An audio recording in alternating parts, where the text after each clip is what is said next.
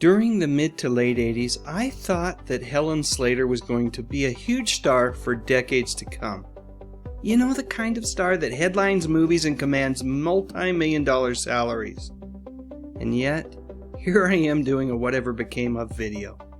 Color me surprised, my friends. This is not how I saw this one playing out. But before we get started, let me introduce myself. Hi folks, my name is Dave Sundstrom, and I like to think of myself as something of a pop culture historian, especially when it comes to music, movies, and television. Simply put, I love talking about this stuff. Alright, with that said, let's get rolling. So why did I think that Helen was going to be a huge star? Well, it all started with this movie, 1984's Supergirl, in which Helen was cast as Superman's Kryptonian cousin, Kara Zor-El.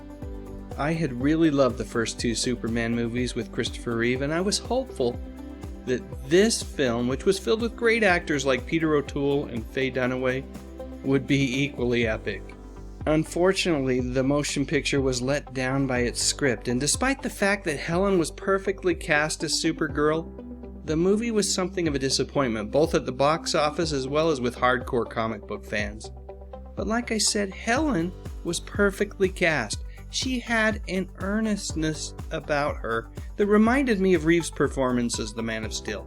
Here's a public service announcement for seatbelts that I believe conveys just how perfect the casting was.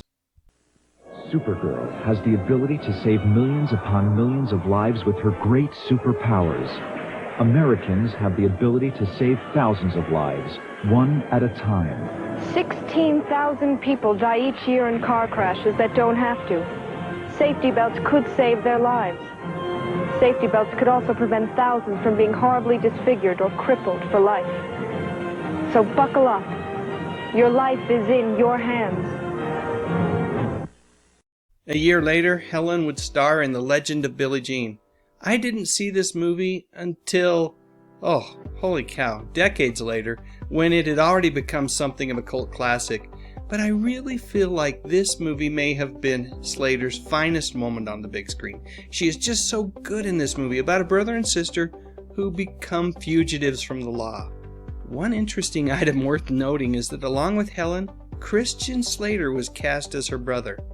Now for the longest time, I had always believed that these two actors were actually brother and sister. However, it has come to my attention that the fact that the two of them have the same last name and were cast as siblings is nothing more than a crazy coincidence.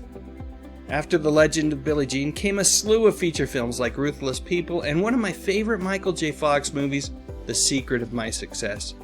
Sure, this film is nothing more than a lightweight screwball comedy, but both Helen and Michael J. Fox seem like they're having such a good time in it.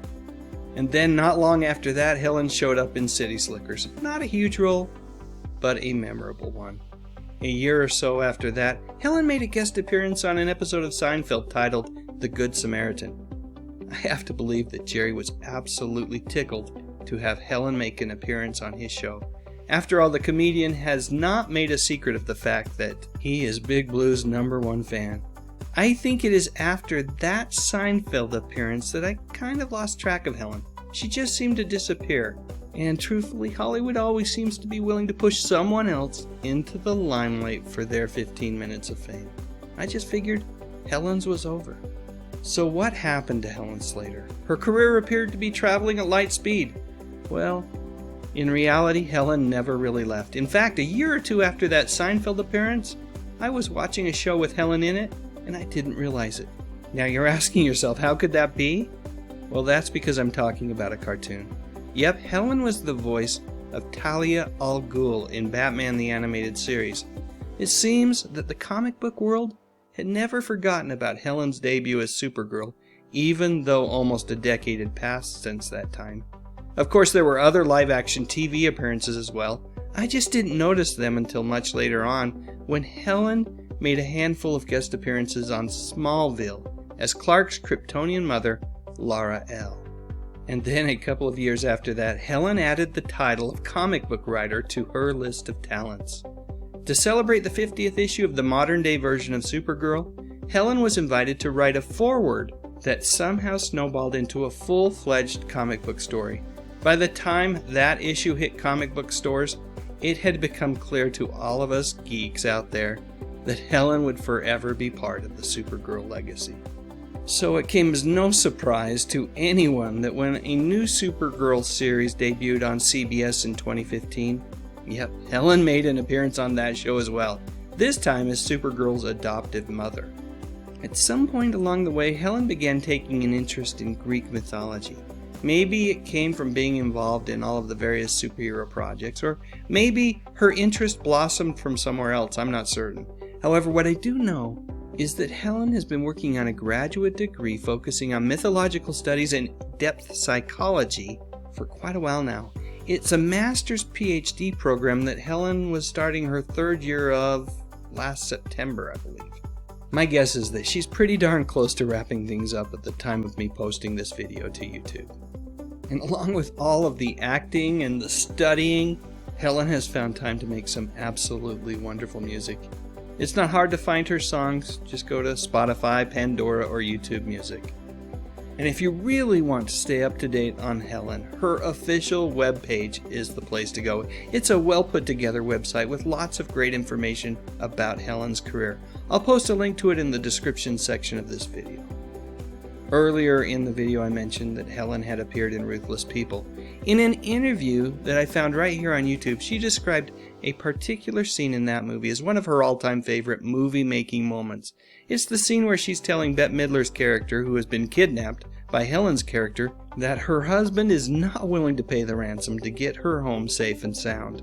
While the scene itself is funny, the highlight for Helen was just getting the chance to work with Bette. Alright, now it's your turn.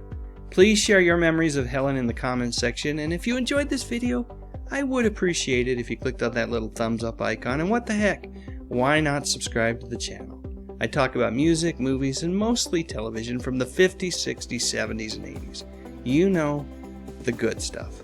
But most importantly, and as always, thank you so much for watching.